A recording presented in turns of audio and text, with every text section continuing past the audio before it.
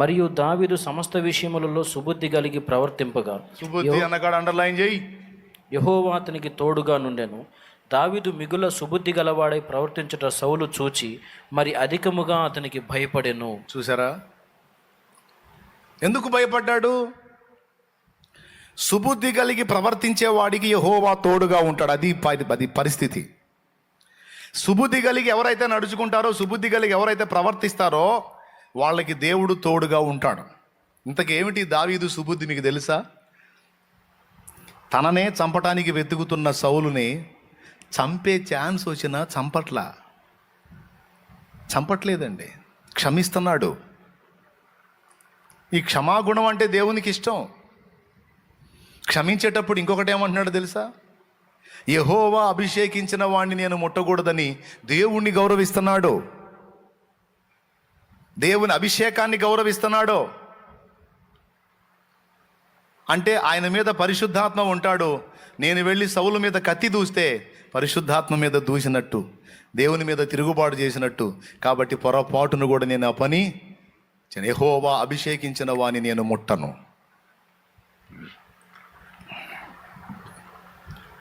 అని నిబంధన చేసుకున్నాడు. చంపలేదుగా. 2 సార్లు చిక్కాడు పక్కాగా. చిక్కితే 2 సార్లు కూడా పక్కకు పోయి కేకలేసాడు. దూరంగా పోయి కొండెక్కి, రాజా, ఒక చిన్న పిట్టలాంటి నన్ను ఇంత పెద్ద రాజువి సైన్యాన్ని వేసుకొని తరుముటయ్యేలా? నేను నీకు చేసిన అపకారం ఏమి? ఇదిగో ఈ మారు యెహోవా నిన్ను నా చేతికి అప్పగించెను. అయితే ఇదిగో నీకే కీడు చేయలేదు, నీ దగ్గర ఉన్న నీళ్ల బుడ్డి తీసుకొచ్చాను, చూసుకోమంట. చూస్తే ఉండదు. దావీదా, నాయనా, నీవు నాకంటే నీతిమంతుడు, నీవు నిశ్చయముగా ఇశ్రాయేలుకు రాజు అవుదు, యెహోవా నిన్ను ఆశీర్వదించుగాక అంటాడు. సంపుదాం వచ్చినోడు దీవించిపోతాడండి. సుబుద్ధి కలిగి నడుచుకునేటువంటి వ్యక్తి దావీదు. ఆ దావీదు సుబుద్ధి దెబ్బకి సౌలు ఇంకా భయపడటం మొదలుపెట్టాడు. ఎందుకో తెలుసా? దేవుడు ఎవరికి తోడై ఉంటాడో తెలుసు సౌలుకి. నా బుద్ధి మంచిది కాదు, నాది దరిద్ర గొట్టు బుద్ధి, కుళ్ళుబోతు బుద్ధి, అసూయ బుద్ధి, నాకంటే ఒకటి ఎక్కువ అంటే ఓర్చుకోలేని బుద్ధి, మాట మీద నిలబడలేని బుద్ధి, మాట తప్పే బుద్ధి. కూతురుని ఇస్తానన్నాడు, కూతుర్ని ఇలా ప్రాణం తీయటానికి వెంటబడ్డాడు. మరి ఏం బుద్ధి ఆ బుద్ధి? స్థిరం లేని బుద్ధి కాదు, చంచల బుద్ధి కాదు. గొలియాతుని చంపినవాడికి నా కూతుర్ని ఇస్తాను, రాజ్యంలో అర్ధభాగం ఇస్తాను అన్నాడు. అర్ధరాజ్యం లేదు, కూతురు లేదు, ఇంకా చంపుదామని తిరుగుతూ ఉన్నాడు. తెలుసు సౌలు బుద్ధి ఎంతో సౌలుకి. కానీ దావీదు అలాంటి వాడు కాదు. దావీదు యొక్క సద్బుద్ధిని బట్టి భయపడి చచ్చాడంట సౌలు. నీ దెబ్బకి అవతల వాళ్ళు దడుచుకోవాలంటే ఒక్కటే, నువ్వు సద్బుద్ధి కలిగి సుబుద్ధి కలిగి నడుచుకో. నువ్వు చాలు. వంకర టెంకర వ్యవహారం మానేసి నువ్వు సుబుద్ధి కలిగి నడుచుకో. నువ్వు నీ చుట్టూ ఉన్న వాళ్ళు నీకు భయపడేటట్టు నా దేవుడు నీకు తోడై ఉంటాడు. ఎక్కడైనా కొన్ని వంకర సన్నివేశాలు వచ్చినప్పుడు గుర్తు చేసుకోవాలి, ఛీ ఇది రైట్ కాదు, ఇది కరెక్ట్ కాదు, ఛీ నాకు తగదు ఇది అనుకోవాలి. అర్థమైందా? నేను దేవుని భక్తుడిని, దేవుని భక్తురాల్ని, నేను ఆత్మీయుడిని, ఆత్మీయురాల్ని, పరిశుద్ధాత్మను కలిగిన వాడిని, కలిగిన దాన్ని నేను ఇలా ప్రవర్తించకూడదు. ఒకడి మీద నేను చెప్పకూడదు, లేని వార్త ప్రచారం చేయకూడదు. ఒకటి దానికి నేను ఆశపడకూడదు, ఒకటి దానికి నేను కక్కుర్తి పడకూడదు. నాకొద్దు. అది బంగారమైనా నాకొద్దు. నాకెందుకు ఒకటిది? నా దేవుడు నాకు ఇచ్చింది చాలు. నా తండ్రి చిత్తం అయితే ఇంకా నాకు ఆయన ఇస్తాడు. నాకు అవసరం అయితే, ఆయన చిత్తం అయితే. ఒకడికి ప్రలోభించను, ఒకడి భార్యను ఆశించను, ఒకదాని భర్తను ఆశించను. నాకొద్దు. నీచానికి దిగజారున మాటని తప్పను, ఏమైనా కానీ.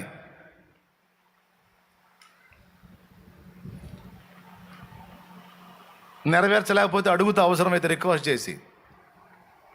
ఆ మధ్య పసుమర్లో సహోదరుడికి ఒళ్ళు గాలింది, ఫ్యామిలీ మొత్తానికి ఒళ్ళు గాలింది. పరిచారకుడు, ఫ్యామిలీ మొత్తం పోయి ఆసుపత్రిలో పడ్డారు. పోయి దర్శించా. ఆడఊరక డాక్టర్ గారిని ఎంక్వైరీ చేస్తే చిన్న చిన్న గాయాలేనండి, తగ్గిపోతాయి అన్నాడు. నేనేమనుకున్నానంటే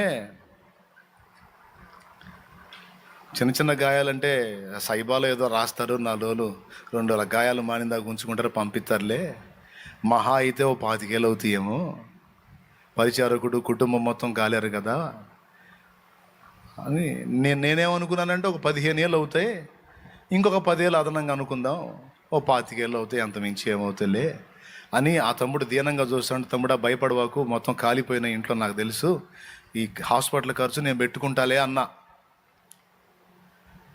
ఒక 15 ఏళ్ళు అంచనా, ఒక 10 ఏళ్ళు అదనంగా వేసుకున్నా, ఓ 25 ఏళ్ళలో బయటకు వస్తారులే అని. డాక్టర్ గారు చెప్పడం కూడా అంతే చెప్పాడు, పెద్ద ప్రాబ్లం ఏం లేదండి అని. ఆయన నన్ను బట్టి గౌరవంగా చెప్పినట్టున్నాడు. కాబట్టి అంత సెన్సిటివ్గా మనం ఆలోచించగలగాలి అని చెబుతున్నాను నేను. ప్రతి విషయంలోనూ అంత సున్నితంగా మన బుద్ధిని కాచుకోవాలి. మాట అన్నావా, అయితే నెరవేర్చు. ఒకవేళ నెరవేర్చలేకపోయావా, అవతల వ్యక్తిని రిక్వెస్ట్ చేయి, నీకు చేస్తానన్నాను కానీ నాకు చేత కాలేదు, నా వల్ల కాలేదు, దీన్ని మరోలా అనుకోవద్దు అని చెప్పు. తప్పేం కాదు అది. అవునా అవునా? నేనేం దేవుణ్ణి కాదు కదండి, మాట అంటే అక్షరాల్లో నెరవేర్చడానికి సాధ్యమైనంత వరకు చూస్తా. కాకపోతే నేనేం చేస్తాను, అయ్యా ఇంతవరకు చేయగలిగాను, ఇంకా చేయలేకపోయాను అని చెప్పు. హల్లెలూయా చెప్పాలి గట్టిగా. నేను టోటల్గా చెప్పేది ఏంటంటే ప్రతి విషయంలో బుద్ధిని కాపాడుకోండి, బ్యాలెన్స్ చేసుకోండి అనే మాట ఈరోజు మీకు చెప్తున్నానండి నేను. దావీదు ఏం బుద్ధి కలిగి ఉన్నాడట? మోషే ఏం బుద్ధి కలిగి ఉన్నాడో? మోషే స్థిర బుద్ధి కలిగి ఉన్నాడు, దావీదు సుబుద్ధి కలిగి ఉన్నాడు. బైబిల్ గ్రంథంలో అధ్యక్షుడగు వాడు, నలుగురి మీద నాయకుడుగా ఉండగోరిన వాడు ఏ బుద్ధి కలిగి ఉండాలో చూడు. తిమోతికి రాసిన మొదటి పత్రిక 3వ అధ్యాయము 2వ వచనం లేదా మొదటి వచనం నుంచి చదువు. తిమోతి మొదటి పత్రిక 3వ అధ్యాయము. ఎవడైనను అధ్యక్ష పదవిని ఆశించిన ఎడల, నలుగురి మీద నాయకుడు కాగోరితే అట్టివాడు దొడ్డపడిని అపేక్షించుచున్నాడన్న మాట నమ్మదగినది. చదువు తర్వాత. అధ్యక్షుడగు వాడు నిందారహితుడును, ఏకపత్ని పురుషుడును, మితానుభవుడును, స్వస్థ బుద్ధి గలవాడును. అక్కడ ఆగిపో. స్వస్థ బుద్ధి అన్నాడు ఇక్కడ, అంటే ఆరోగ్యకరమైన బుద్ధి. స్వస్థ బుద్ధి ఇది ఒకటి కూడా మనం సాధన చేయాల్సిందే. ఆరోగ్యకరమైన బుద్ధి. అవకాశం రానప్పుడు ఒక రకంగానూ, అవకాశం వచ్చినప్పుడు ఇంకొక రకంగానూ కాకుండా అన్ని కాలాలలోనూ ఆరోగ్యకరమైన బుద్ధి గలవాడై వ్యవహరించాలి, నలుగురితో వ్యవహరించాలనుకున్నవాడు అని నేర్పుతున్నాడు ఇక్కడ. స్వస్థ బుద్ధి అంటే ఆరోగ్యకరమైన బుద్ధి. దీని గురించి పాస్టర్స్ని హెచ్చరించాడు దేవుడు. కొంతమంది ఈ ఆరోగ్యకరమైన బుద్ధిని కలిగి లేరు, కొంతమంది ఈ ఆరోగ్యకరమైన బుద్ధిని కలిగి ఉన్నారు.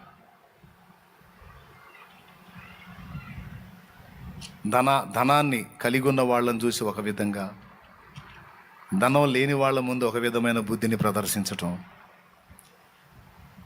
అగ్రకులం వాళ్ళు కనపడ్డప్పుడు ఒక బుద్ధిని ప్రదర్శించటం, తక్కువ కులం వాళ్ళని అనబడుతున్న వాళ్ళని చూసి ఒక బుద్ధిని ప్రదర్శించటం, డబ్బుని ఇతరుల దగ్గర నుంచి రాబట్టడానికి ఒక బుద్ధిని, వంకర బుద్ధిని ప్రదర్శించటం. ఏమండి, రహస్య పాపాలలో కొనసాగి బయటికి వేషధారిలాగా, పెద్ద మనిషిలాగా చలామణి అవ్వటం, ఇదంతా ఆరోగ్యకరమైన బుద్ధి కాదు. ఆరోగ్యకరమైన బుద్ధి అందరినీ మర్యాద చేస్తుంది, అందరినీ మన్నన చేస్తుంది, పేద ధనిక తేడా లేకుండా అందరినీ ఒకే విధంగా పరిగణిస్తుంది. అంతేకాదు పెద్ద కులం తక్కువ కులం అన్న భేదాలు కూడా చూపదు. ఆ భేదం నువ్వు చూపుతున్నప్పుడు నీ మనసులో, నా మనసులో కలగాలి, ఇది ఆరోగ్యకరమైన బుద్ధి లక్షణం కాదు, నేను తేడా పడుతున్నాను కదా, నేను ఇలా ఎందుకు చేయాలి. అలాగే రహస్య పాపాలు, ప్రజల ముందు పెద్ద మనిషిలా కనపడి రహస్య పాపాలు కలిగి ఉండటం కూడా ఆరోగ్యకరమైన బుద్ధి కాదు. ఇంట బయట రహస్యమందును పబ్లిక్లో కూడా ఆరోగ్యకరమైన బుద్ధిని సాధన చేయాలి. బయటికి భక్తుడుగా కనబడుతున్నావా? రహస్య జీవితంలో కూడా భక్తిని మెయింటైన్ చేయి. లేకపోతే రోగగ్రస్తమైన బుద్ధి అయింది, అది చెడిన బుద్ధి అయింది. దేవునికి మహిమ కలుగును గాక. ఆరోగ్యకరమైన బుద్ధిని సాధన చేయండి. ఇంట బయట రహస్యమందును పబ్లిక్లోనూ ఏకరీతిగా ఉండటానికి జాగ్రత్త తీసుకోండి. అందరినీ సమదృష్టితో చూడటానికి కొంచెం జాగ్రత్త పడండి. దేవునికి మహిమ కలుగును గాక.